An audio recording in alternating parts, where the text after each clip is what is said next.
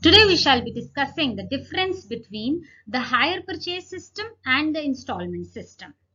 See, both these systems, they are the system of purchase and sale of durable consumer goods.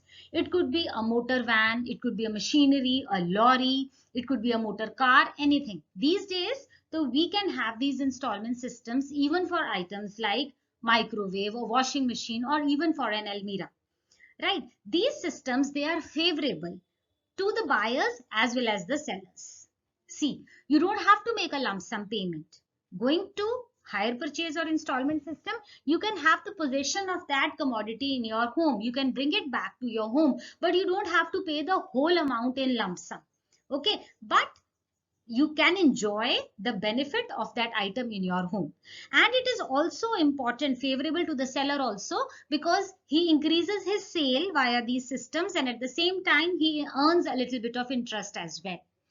So both these systems, they have one feature in common, that the payment of the purchase price is spread over period of time in installments. This is the benefit of these systems to the buyer, that you can pay. Obviously you have to pay if you are getting something to your home, but that payment is not to be done instantaneously. It can be spread over the stipulated time and in easy installments depending upon your budget. Okay, today the article is restricted only to the difference. Let's begin. The first point is the nature of contract. See, the hire purchase system is like a contract for hire. It is not a contract for sale. It will eventually become a contract of sale when the last installment is being paid by the buyer. Till that time, it will just be a contract for hire. But installment payment system is a contract of sale from day one. From the very beginning, it will be termed as the sale, contract of sale. Second point is the transfer of ownership. The transfer of ownership in this hire purchase system takes place after the payment of last installment. As I told you in the previous point, that the transfer of ownership also will not take place. Neither will it become the contract for sale, nor the ownership will be transferred. You will have to wait for the last installment being paid. But here in the installment payment system, the ownership is transferred in the very beginning of the contract. From the very beginning, as I told you, it's a contract of sale, and the ownership also gets transferred immediately. Now comes over the right of repossession. See, the vendor or the seller, he can repossess the asset on default in the payment by the purchaser. Now, you know it very well that the payment will be done in installments. If the buyer is not able, either intentionally or unintentionally, that is up to him, if he is not able to pay the installment, then the seller, he can take away the asset. He has the right to repossess the asset. In case you default, it will go back. But in the installment payment system, the seller or the vendor, he has no right of repossession even if the buyer defaults the payment. So here the right is vested with the seller to take back the article, but here the seller, he has no right to take back the article in case of default. Next, right to forfeit the installment. Now, forfeit means to lose or to get deprived of the money what you have paid, right? In case the buyer defaults the payment, right? So, in hire purchase system, the vendor can forfeit the amount received in installment on default in payment by the purchaser.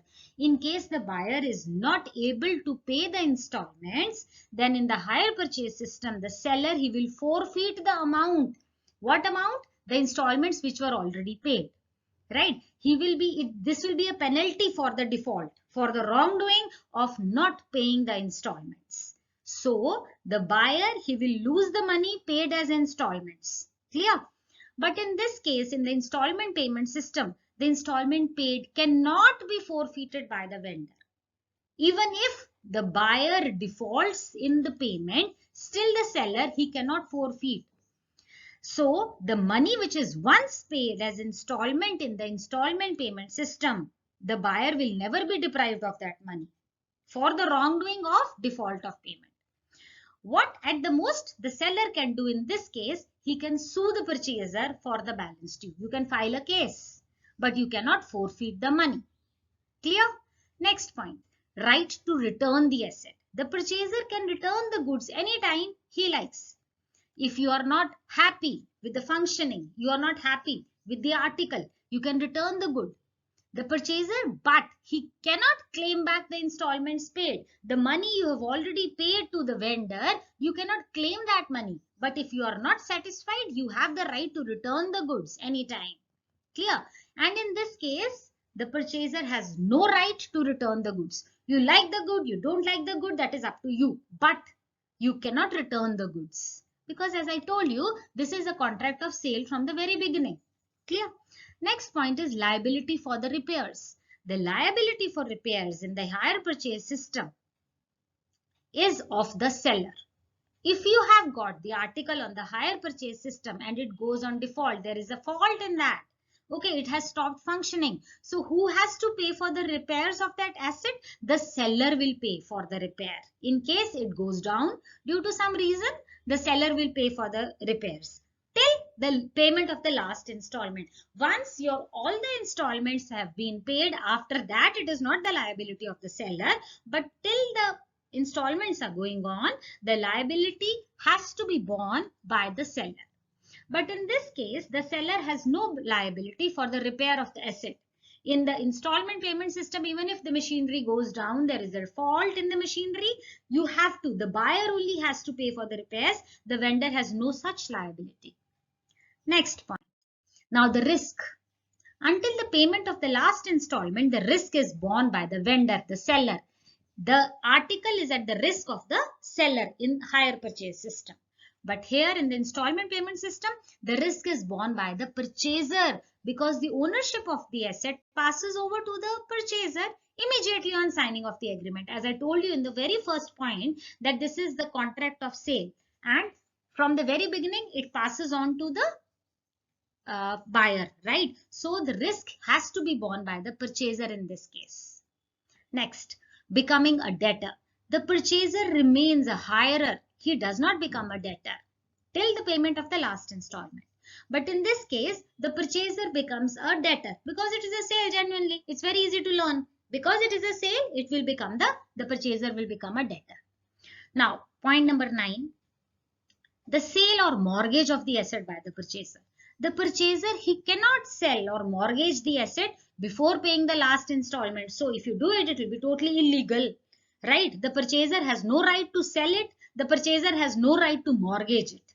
But in this case, in the installment payment system, the purchaser, he can sell the asset, he can mortgage the asset right from the very beginning of the contract. He has all such rights. Okay. Now the next point, bailment. The purchaser acts like a bailee. Now, what is the meaning of a bailee? Bailee means a person or a party to whom the goods are delivered for a purpose without the transfer of ownership. Okay, so the purchaser, he just acts like a custodian of that article. He temporarily gains the ownership. It is in his possession, but it is not, the ownership is not transferred. So, throughout the installments are being paid, the purchaser, he acts like a bailee. And in this case, the purchaser is not a bailee, but the purchaser is the owner of the asset. Okay. Now coming to the last point, the liability for the safety of the asset. The purchaser, he is liable for the safety of the asset in this case, and in the installment payment system, the purchaser is not liable for the safety of the asset. I hope I have made the things very clear to you. In case you have any doubt relating to today's article, please feel free to ask me in the comment section. Like and subscribe to my channel. Thank you for watching. Stay safe, stay blessed.